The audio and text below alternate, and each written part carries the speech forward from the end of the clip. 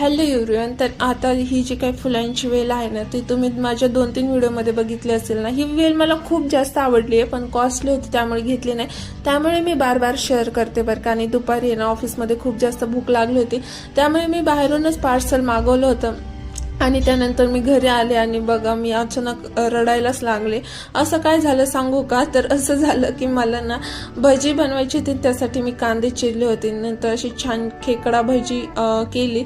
बाहेर वातावरण खरंच खूप छान होतं ना, असं पावसाळी वातावरण होतं. त्यामुळे म्हणलं चला आपण खेकडा भजी तरी एन्जॉय करूया ना. आम्ही तर ह्याला ना खेकडा भजीच म्हणतो बरं का, किंवा कांदा भजी पण म्हणतो. तर तुमच्याकडे काय म्हणतात मला कमेंटमध्ये नक्की सांगा. आणि मग थोड्या वेळाने मस्त छान चहा एन्जॉय केला आणि नंतर देवपूजा सुद्धा करून घेतली.